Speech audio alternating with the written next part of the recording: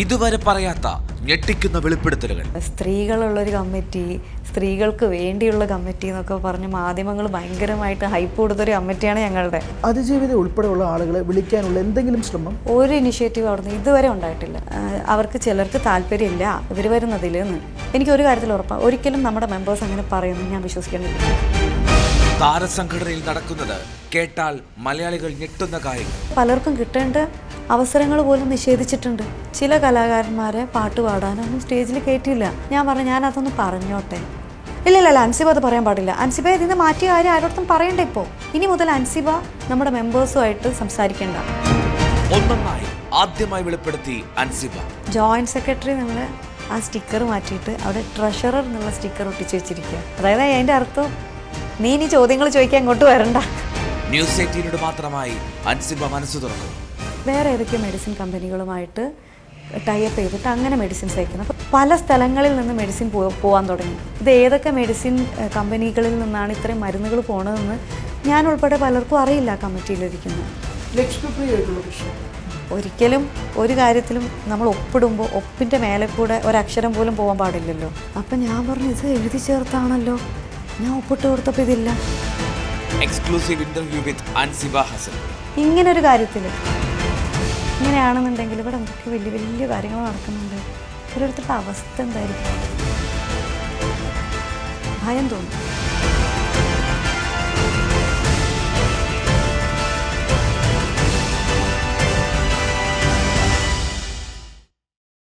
അമ്മ സംഘടനയുടെ ചരിത്രത്തിൽ ആദ്യമായിട്ടാണ് ഒരു സ്ത്രീ ഒറ്റയ്ക്ക് നിന്ന് അവർക്ക് കിട്ടേണ്ട നീതി നേടിയെടുത്ത് പോരാടി ജനറൽ ബോഡിയിൽ എല്ലാ അംഗങ്ങളുടെയും കയ്യടികൾ പിടിച്ചുപറ്റിക്കൊണ്ട് പുറത്തേക്കിറങ്ങി ആ ഭരണ സംഘടനയെ മുഴുവനായി താഴേക്കിറക്കി കൊണ്ടുവന്നു അൻസിബ ഹസൻ. എല്ലാവരും പുകഴ്ത്തുന്നു, വാഴ്ത്തുന്നു. പക്ഷേ എന്തൊക്കെയാണ് നടന്നത് എന്നതിനെ സംബന്ധിച്ച് കൃത്യമായൊരു എക്സ്പ്ലനേഷൻ അൻസിബയുടെ ഭാഗത്തുനിന്നും ഇതുവരെ ഉണ്ടായിട്ടില്ല. ഓരോ ഘട്ടങ്ങളിലായിട്ട് ഓരോ ചോദ്യങ്ങൾ വരുമ്പോൾ അതിനനുസരിച്ച് പ്രതികരിക്കുക മാത്രമാണ് ചെയ്തിട്ടുള്ളത്. തുടങ്ങിയത് മുതൽ ഇന്ന് വരെയുള്ള കാര്യങ്ങൾ മുഴുവനായി പറയാൻ അൻസിബ ഹസൻ ന്യൂസ് 18. നമസ്കാരം അൻസിബ. നമസ്കാരം. പുറത്തേക്കിറങ്ങി മാധ്യമങ്ങളോട് അൻസിബ ആദ്യം പറഞ്ഞത് ഇതൊരു ചരിത്ര മുഹൂർത്തമാണ് എന്നുള്ളതാണ്. ആ ചരിത്ര മുഹൂർത്തത്തിലേക്ക് എത്തിപ്പെടാൻ നല്ല കഷ്ടപ്പെടേണ്ടി വന്നിട്ടുണ്ട്. ഒരുപാട്. ആ കഷ്ടപ്പാട് ഇപ്പോൾ നോക്കുമ്പോൾ എങ്ങനെ വിലയിരുത്തുന്നു? കഷ്ടപ്പാട് തന്നെയാണ്. കാരണം ഞാൻ ഒരേ സമയം മാധ്യമപ്രവർത്തകരായിട്ട് സംസാരിക്കുന്നു, സംഘടനയിലുള്ള കമ്മിറ്റി അംഗങ്ങളുമായിട്ട് ഫൈറ്റ് ചെയ്തുകൊണ്ടിരിക്കുന്നു, ഒരു സൈഡിൽ പോലീസുകാരുമായിട്ട് ഫൈറ്റ് ചെയ്യുന്നു, ഒരു സൈഡിൽ ഞാൻ ജനങ്ങളെ ഇത് ധരിപ്പിക്കുന്നു. ഇതിൻ്റെ എല്ലാം ഇടയിൽ ഞാൻ എൻ്റെ ജോലി ചെയ്യുന്നുണ്ട്. അപ്പോൾ ഇതെല്ലാം കൂടെ ഒരേ സമയമാണ് നടന്നുകൊണ്ടിരിക്കുന്നത്. അപ്പോൾ അതിൻ്റെ ഒരു ഭയങ്കര സ്ട്രെസ്സ് എനിക്കുണ്ടായിരുന്നു. എന്നാലും എനിക്ക് വേണ്ടി പറയാൻ ഞാൻ മാത്രമേ ഉള്ളൂ എന്നുള്ളൊരൊറ്റ ബോധ്യത്തിൻ്റെ പുറത്താണ് ഞാൻ ഇങ്ങനെ ഒന്ന് പോരാടണം എന്ന് തീരുമാനിച്ചത്. പിന്നെ നമ്മൾ ആത്മാഭിമാനത്തെ ചോദ്യം ചെയ്യുന്ന കാര്യങ്ങളാണ് അവിടെ സംഭവിച്ചിട്ടുണ്ടായിരുന്നത്. പിന്നെ ഞാൻ വളരെയധികം ഇഷ്ടപ്പെട്ടിട്ടാണ് ആ സംഘടനയിൽ ഓരോ തവണയും മത്സരിച്ചിട്ടുള്ളത്. അവിടുത്തെ മെമ്പേഴ്സിനെല്ലാവരെയും എനിക്ക് ഭയങ്കര ഇഷ്ടമാണ്. അവരൊക്കെ അവർക്കും അങ്ങനെ തന്നെ കേട്ടോ. അപ്പോൾ അവിടെയുള്ള എല്ലാവർക്കും അതൊരു ഭയങ്കര രസമുള്ളൊരു ഫിലിം ഫ്രട്ടേണിറ്റിയാണ്. അപ്പോൾ അവിടെയുള്ള കുറേ അവശ്യ കലാകാരന്മാരുണ്ട്, ഒരുപാട് സ്റ്റാർഡുള്ള ആളുകളുണ്ട് ഇപ്പോഴും. പക്ഷേ എല്ലാവരും അതിനകത്ത് വരുമ്പോൾ എല്ലാവരും ഈക്വലാണ്. അപ്പോൾ അങ്ങനെയുള്ളൊരു സ്ഥലം അത് ശരിക്കും വളരെ സ്മൂത്തായിട്ട് പോകേണ്ട ഒരു അസോസിയേഷനാണ് അമ്മ എന്ന് പറയുന്നത്. എല്ലാം അവിടെ തന്നെ ഉണ്ട്, ഈസി ആയിട്ട് ആക്സസിബിളാണ്. എല്ലാം ഫിനാൻഷ്യലി ആണെങ്കിൽ ഭയങ്കര സ്റ്റേബിളായിട്ടുള്ളൊരു സംഘടനയാണ്. ഇന്ത്യയിൽ തന്നെ ഇത്രയും സ്റ്റേബിളായിട്ടുള്ളൊരു സംഘടന ഇല്ല. പിന്നെ പുറത്തൊക്കെ ഇങ്ങനെ ഇപ്പോൾ ഐക്യമില്ല എന്നൊക്കെ പറഞ്ഞാലും അത് കുറച്ച് പേര് തമ്മിലുള്ള പ്രശ്നങ്ങളേ ഉള്ളൂ, അല്ലാതെ അതിനകത്ത് ഐക്യമുണ്ട്. ഇത്രയും ഐക്യമുള്ളൊരു സംഘടന ഇന്ത്യൻ സിനിമയിലും വേറെ ഇല്ല എന്ന് തന്നെ പറയാം. അപ്പോൾ അങ്ങനെയുള്ളൊരു സംഘടന നല്ല രീതിയിൽ പോകണമെന്ന് തന്നെയാണ് ഞാൻ ആഗ്രഹിക്കുന്നത്. അതിനിപ്പോൾ ഞാൻ അവിടെ അതിൻ്റെ ഭാരവാഹിത്വത്തിൽ ഇരിക്കണം എന്ന് ഞാൻ ഒരിക്കലും ആഗ്രഹിച്ചിട്ടില്ല. ഞാൻ അവിടെ ഭാരവാഹിത്വത്തിലില്ലെങ്കിലും ഞാൻ അതിൻ്റെ ഒരു പാർട്ടാണ്, ഒരു സാധാരണ മെമ്പർ തന്നെയാണ്, ലൈഫ് മെമ്പറാണ്. നല്ല രീതിയിൽ അത് പോകണമെന്നേ ഉണ്ടായിരുന്നുള്ളൂ. അപ്പോൾ എല്ലാം എനിക്ക് ഈ ഒരൊറ്റ കാര്യങ്ങളിലൂടെയൊക്കെ തന്നെ ഇത് ചെയ്യാൻ സാധിക്കുകയാണെന്നുണ്ടെങ്കിൽ നല്ലതായിരിക്കും എന്നാണ് ഞാൻ ചിന്തിച്ചത്.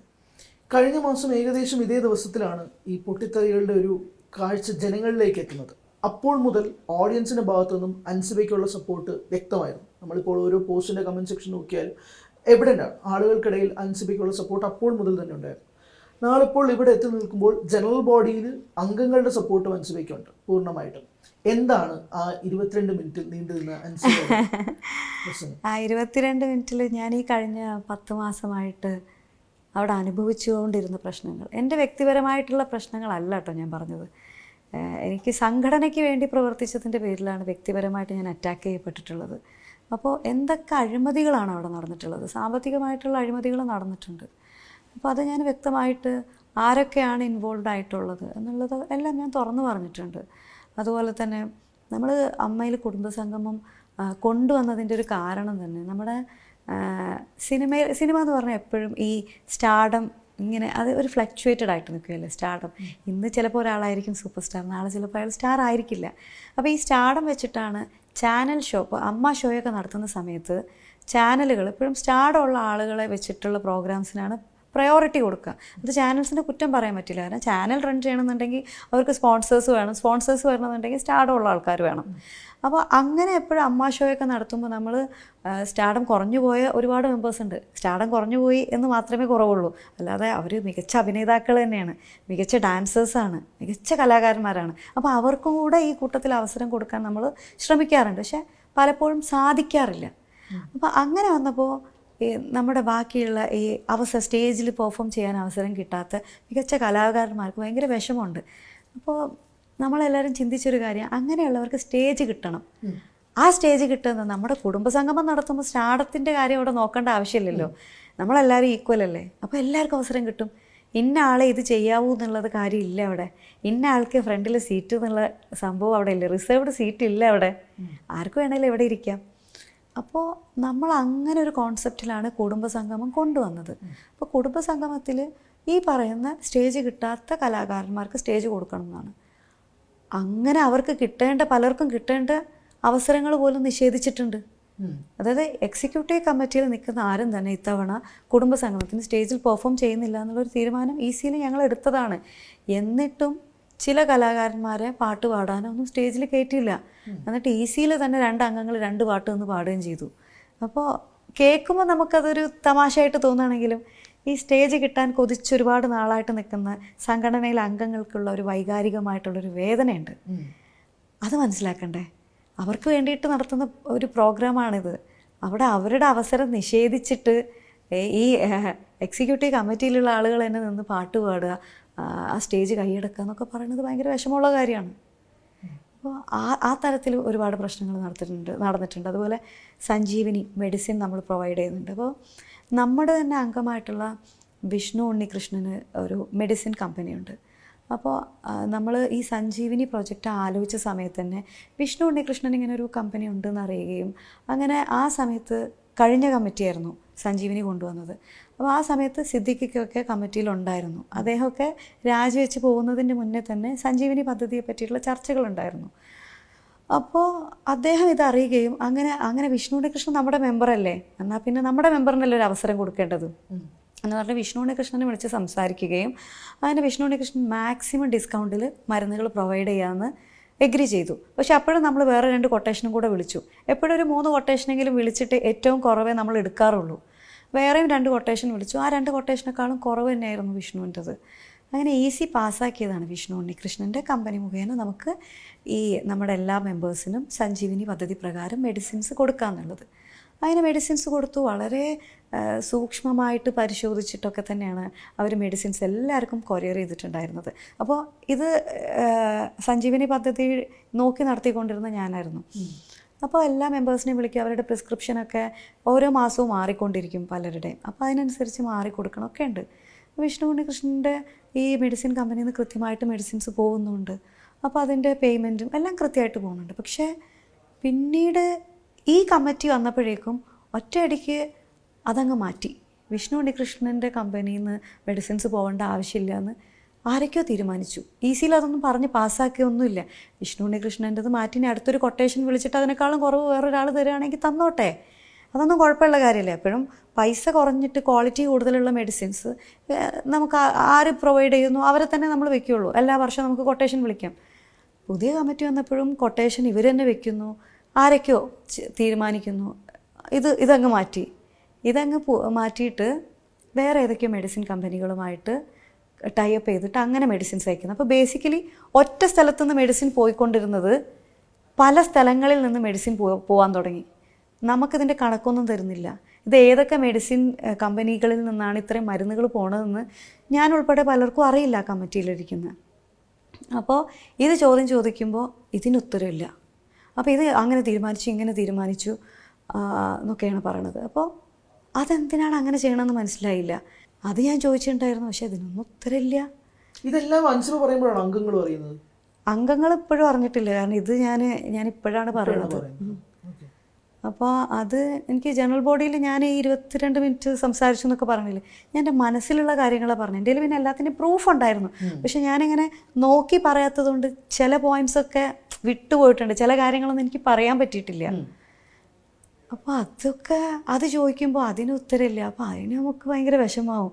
അത് ചോദിക്കുമ്പോൾ ചോദിക്കുന്ന ആളെ പരിഹസിക്കുക, അല്ലെങ്കിൽ മോശക്കാരിയാക്കുക, അങ്ങനെ കുറേ അനുഭവിക്കേണ്ടി വന്നു. ഞാൻ ചോദിക്കുന്നത്, ഈ സഞ്ജീവനി പദ്ധതി അൻസിബയുടെ കീഴിലാണല്ലോ, അല്ലെങ്കിൽ നേരത്തെ ഉണ്ടായിരുന്നത്. അപ്പൊ ആ സമയത്ത് ഇതുപോലെ നടത്തുമ്പോൾ അത് ആദ്യം ചോദ്യം ചെയ്യുന്നത് അൻസിബയും ഉത്തരം കിട്ടേണ്ടതും അൻസിബയ്ക്കാണല്ലോ. അല്ല, എന്നെ ഈ കമ്മിറ്റി വന്ന ഉടനെ ആദ്യത്തെ തീരുമാനം അൻസിബ സഞ്ജീവനി ചെയ്യേണ്ടതെന്നായിരുന്നു.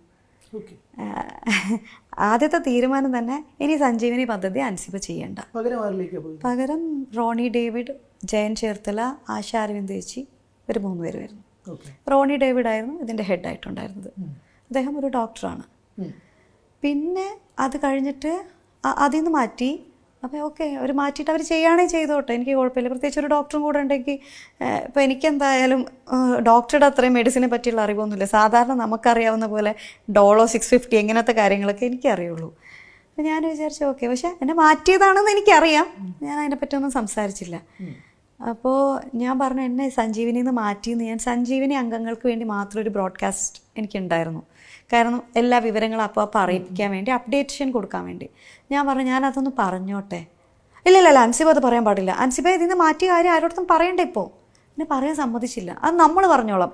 ഇനി മുതൽ അൻസിബ നമ്മുടെ മെമ്പേഴ്സുമായിട്ട് സംസാരിക്കേണ്ട, മെമ്പേഴ്സിന് ബ്രോഡ്കാസ്റ്റായിട്ട് കമ്മ്യൂണിക്കേഷൻ വേണ്ട, ഇവിടുന്ന് നമ്മൾ അയച്ചോളാം.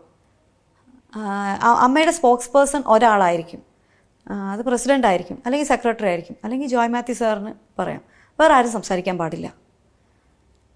ബേസിക്കലി എൻ്റെ വാ അടപ്പിച്ചു. ഞാൻ ഇനി അമ്മയെ റെപ്രസെൻ്റ് ചെയ്ത് പുറത്ത് സംസാരിക്കാൻ പാടില്ല. അതുപോലെ തന്നെ സഞ്ജീവനിയിൽ നിന്ന് എന്നെ മാറ്റി നിർത്തി. പക്ഷേ എന്നെ പറയാനും സമ്മതിക്കുന്നില്ല, എന്നെ മാറ്റി പുതിയ ആൾക്കാർ വന്നതെന്ന്. അപ്പോൾ സഞ്ജീവനിയിലുള്ള ആൾക്കാർ തെറ്റിദ്ധരിക്കുക എന്താ, ഞാൻ ഒഴിവാക്കി പോയി വേറെ ആൾക്കാരെ എടുത്തു എന്ന് വിചാരിക്കാൻ സാധ്യതയുണ്ട്. അപ്പോൾ ആ ഒരു തെറ്റിദ്ധാരണ മാറ്റാൻ വേണ്ടിയെങ്കിലും ഞാൻ പറഞ്ഞോട്ടെ. ഇല്ല അത് നമ്മൾ പറഞ്ഞോളാം, അൻസിബ അവർ സംസാരിക്കേണ്ട. അങ്ങനെ ഞാൻ സത്യം പറഞ്ഞാൽ അത് കേട്ടിട്ട് 1-2 ആഴ്ച ഞാൻ മിണ്ടിയില്ലാന്ന് തോന്നുന്നു ഇതിനെപ്പറ്റി. തുടക്കത്തിൽ ആദ്യത്തെ മീറ്റിങ്ങിൽ സംഭവിച്ചതാണ്. അപ്പോൾ ഞാൻ പിന്നെ പക്ഷേ 1-2 ആഴ്ച കഴിഞ്ഞപ്പോഴേക്കും എനിക്ക് ഇതിൻ്റെ മെഡിസിനെ പറ്റി എന്നെ വിളിച്ചുകൊണ്ടിരിക്കുക ഓരോരുത്തർ. എനിക്കത് മുന്നോട്ട് പോകാൻ പറ്റണില്ല. ഇവരെൻ്റെ വാ അടപ്പിച്ച് വെച്ചുകൊണ്ട് എന്നെ മാറ്റിയെന്ന് എനിക്ക് പറയാനും പറ്റുന്നില്ല. ഭയങ്കര മിസ്കമ്മ്യൂണിക്കേഷൻ നടക്കുക, മരുന്നുകൾ കിട്ടാൻ ലേറ്റാവും. അപ്പോൾ ഞാൻ ഇവരുടെ അടുത്ത് പറഞ്ഞു, എന്നെ മാറ്റിയതൊക്കെ എനിക്ക് കുഴപ്പമില്ല, നിങ്ങൾ എല്ലാ മാസവും ഒരു 20-ാം തീയതിക്ക് മുന്നെങ്കിലും മരുന്നുകൾ അയക്കണം, എന്നാലേ ഇത് പലയിടത്തും ദൂര സ്ഥലങ്ങളിലേക്ക് ബാംഗ്ലൂർ വരെയൊക്കെ പോകുന്നുണ്ട്, എന്നാലേ കറക്റ്റ് 1-ാം തീയതി ആകുമ്പോഴത്തേക്ക് എത്തുള്ളൂ എല്ലാവരുടെയും മെഡിസിൻ, അതെങ്കിലും നിങ്ങൾ ചെയ്യണം എന്നൊക്കെ ഞാൻ പറഞ്ഞിരുന്നു. പക്ഷേ എന്നെ മാറ്റി എന്നുള്ള കാര്യം പറയാൻ സമ്മതിക്കണില്ല. പക്ഷേ 2 ആഴ്ച കഴിഞ്ഞപ്പോൾ ഞാൻ നിവൃത്തിയോട് കാരണം ഞാൻ മെസ്സേജ് അയച്ചു, ഇനിയിപ്പോൾ എന്നെ പുറത്താക്കണേ പുറത്താക്കട്ടെ, ഞാൻ ഇവർ പറഞ്ഞത് ലംഘിച്ചിട്ട് ഞാൻ എല്ലാവർക്കും ബ്രോഡ്കാസ്റ്റ് ചെയ്തു എന്നും പറഞ്ഞിട്ട് ഞാൻ എല്ലാവർക്കും ബ്രോഡ്കാസ്റ്റ് ചെയ്തു. ഞാനിങ്ങനെ മാറിയിട്ടുണ്ട്, എന്നെ മാറ്റിയെന്നൊന്നും ഞാൻ പറഞ്ഞില്ല. ഇപ്പോൾ ഞാനെല്ലാം പുതിയ അംഗങ്ങളുണ്ട്, അവരെല്ലാ കാര്യങ്ങളും ചെയ്തോളൂ കേട്ടോ, എല്ലാവർക്കും നന്മ നേരുന്നു എന്നൊക്കെ പറഞ്ഞ് എന്തോ ഒരു പോസ്റ്റ് ചെയ്യാനിട്ട് ഞാൻ അപ്പോഴാണ് എല്ലാവർക്കും മനസ്സിലായത് ഞാൻ മാറിയെന്ന്. അപ്പോൾ കുറേ പേര് വിളിച്ചു ചോദിച്ചു, മോളെന്താ മാറി, ഇമോഷണലി ഒക്കെ സംസാരിച്ചു. ഞാൻ പറയില്ല, പുതിയ ആൾക്കാർ നല്ല ആൾക്കാർ, അവരെല്ലാം ചെയ്തു തരും, അങ്ങനെയൊക്കെ ഞാൻ പറഞ്ഞു. ഫസ്റ്റ് ഡേ തന്നെ അതുപോലെ മീറ്റിങ്ങിൻ്റെ ഇടയിൽ ലക്ഷറി ആയിട്ടുള്ള കാറ്ററിംഗ് സർവീസിന് കൊണ്ടുവരുന്നു. അപ്പോൾ ഞാൻ അന്നും ചോദിക്കേണ്ടത്, നമ്മൾ 17 പേരുടെ ഒരു നോർമൽ ഈസി മീറ്റിങ്ങിന് എന്തിനാണ് നമുക്ക് ഇത്രയും ഒരു ലക്ഷറി കാറ്ററിങ്? അതിൻ്റെ ആവശ്യമില്ല. ഇത് ആരാണിത് കൊണ്ടുവന്നത്, ആരാണിത് ചെയ്തത്, അതൊന്നും ആർക്കും ഉത്തരമില്ല. അപ്പോഴും എന്നെ പരിഹസിക്കുന്ന പല വർത്തമാനങ്ങളുമാണ് അവിടെ ഇരുന്നിട്ട് സ്ത്രീകളും പുരുഷന്മാരും ഒക്കെ പലരും പറഞ്ഞത്. ഞാൻ പറഞ്ഞു ഓക്കെ, ഞാൻ ഭക്ഷണം കഴിക്കുന്നില്ല. അന്ന് ഞാൻ ഭക്ഷണം കഴിച്ചിട്ടില്ലായിരുന്നു. അത് കഴിഞ്ഞിട്ട് പിന്നെ ഞാൻ കണ്ടത്, അപ്പോൾ ആദ്യത്തെ മീറ്റിങ്ങിൽ തന്നെ ഞാൻ ചോദ്യങ്ങൾ ചോദിക്കാൻ തുടങ്ങി. പിന്നെ എന്നെ ഇലക്ഷൻ്റെ സമയത്ത് പേഴ്സണലി ഹരാസ്മെൻറ്റൊക്കെ ഇലക്ഷൻ്റെ സമയം മുതലേ വരുന്നുണ്ട്.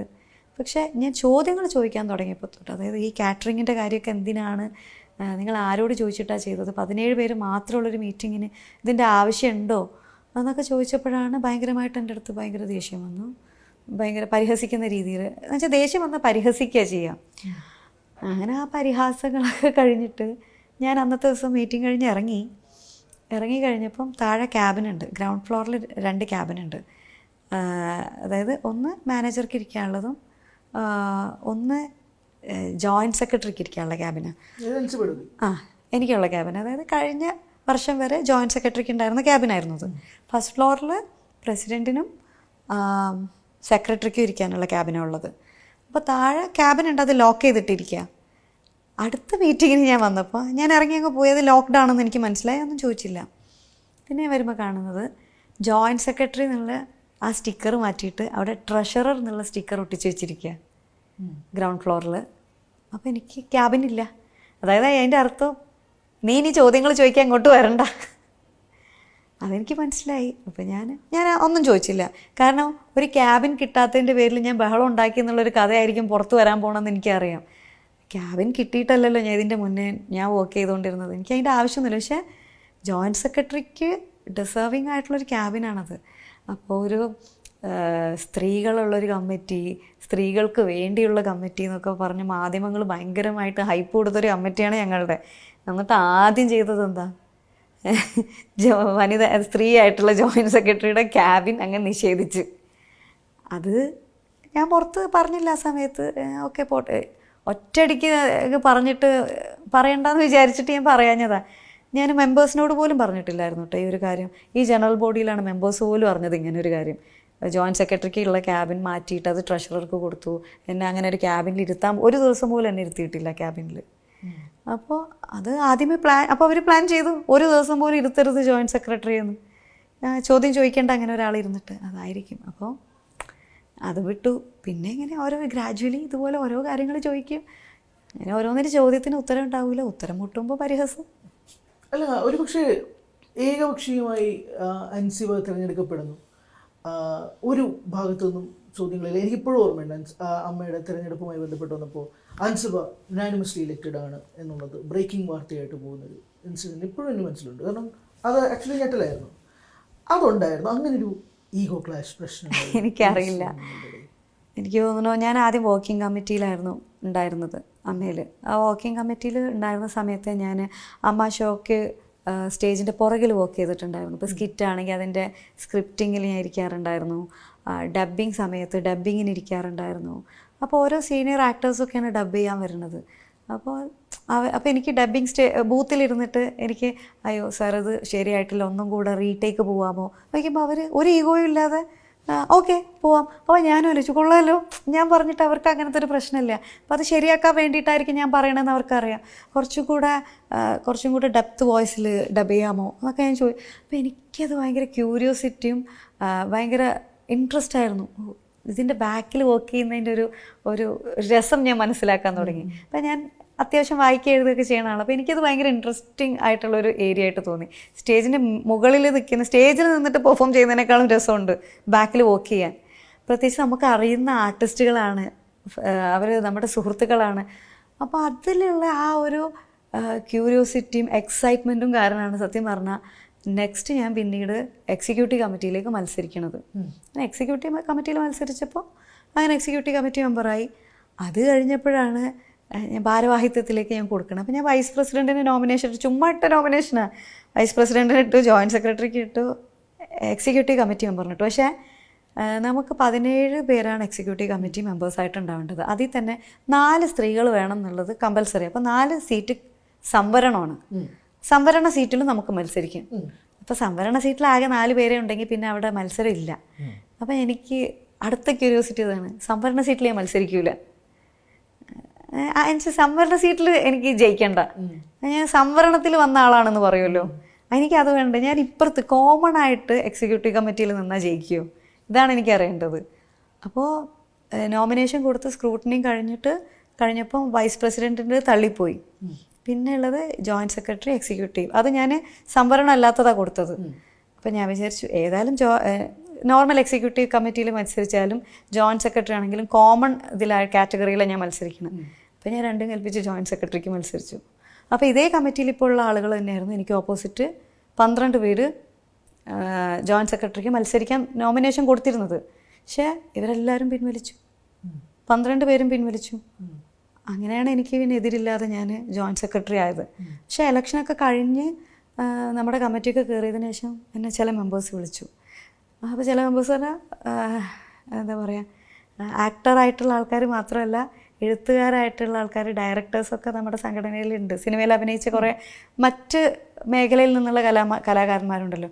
അപ്പോൾ എന്നെ വിളിച്ചിട്ട് പറഞ്ഞു, വളരെ പ്രശസ്തനായിട്ടുള്ള ഒരു എഴുത്തുകാരനും കൂടെ ആയിട്ടുള്ള ഒരു സിനിമ താരം എന്നെ വിളിച്ചിട്ട് പറഞ്ഞു, അൻസിബ എങ്ങനെ ജയിച്ചതെന്ന് അറിയുമോ എന്ന് ചോദിച്ചു. അപ്പോൾ ഞാൻ പറഞ്ഞു, സത്യമായിട്ട് എനിക്കറിയില്ല സാറേ, എല്ലാവരും മാറി തന്നു. അപ്പോൾ പറഞ്ഞു, നമ്മളടുത്തൊക്കെ എല്ലാവരും വോട്ട് ചോദിച്ച് വിളിച്ചപ്പോൾ നമ്മളൊരു കാര്യം പറഞ്ഞിരുന്നു, നമ്മളെന്തായാലും അൻസിബയ്ക്ക് വോട്ട് ചെയ്യുള്ളൂ. അപ്പോൾ ഞാൻ പറഞ്ഞു, ഓ അതാണല്ലേ, അതുകൊണ്ടാണല്ലേ മാറി തന്നത്. അങ്ങനെ അപ്പോൾ അവർ എൻ്റെ അടുത്ത് പറഞ്ഞു അങ്ങനെയാണെന്ന്. എനിക്കിപ്പോഴും അറിയില്ല, 12 പേരൊക്കെ മാറി തന്നു. അവരെല്ലാവരും എന്നിട്ട് മറ്റ് കാറ്റഗറിയിൽ മത്സരിക്കുകയും ചെയ്തു. എന്നിട്ടാണ് കമ്മിറ്റിയിൽ വന്നത്. അപ്പോൾ അങ്ങനെയാണ് ഞാൻ ജോയിൻറ്റ് സെക്രട്ടറി ആയത്. അല്ലാതെ ഇലക്ഷന് ചിലർ വന്നിട്ട് ഞാൻ ചില കമൻറ്റിലൊക്കെ കാണാറുണ്ട്, അൻസിബ കുറച്ച് പടം ചെയ്തിട്ടേ ഉള്ളൂ, പിന്നെ എങ്ങനെ അമ്മ പോലെ ഇത്രയും വലിയൊരു സംഘടനയിൽ ജോയിൻറ്റ് സെക്രട്ടറി ആയി, എന്തോ ദുരൂഹതയുണ്ടെന്നൊക്കെ. അപ്പോൾ ഞാൻ ആലോചിക്കും, ഇവർക്ക് വട്ടാണോ? ഒരു സംഘടനയിൽ ഇലക്ഷൻ ഉണ്ടായി, ഇലക്ഷൻ നടത്തി അതിൽ ജയിച്ചാലേ നമുക്ക് അങ്ങനെ ഒരു പൊസിഷനിൽ നിൽക്കാൻ പറ്റുള്ളൂ. അല്ലാതെ ചുമ്മാ ആർക്കെങ്കിലും കൊണ്ടുപോയി അയാൾ ജോയിൻറ്റ് സെക്രട്ടറി എന്നും പറഞ്ഞ് ഇരുത്താൻ പറ്റൂല. ഇങ്ങനെയാണ് ജോയിൻറ്റ് സെക്രട്ടറി ആയത്.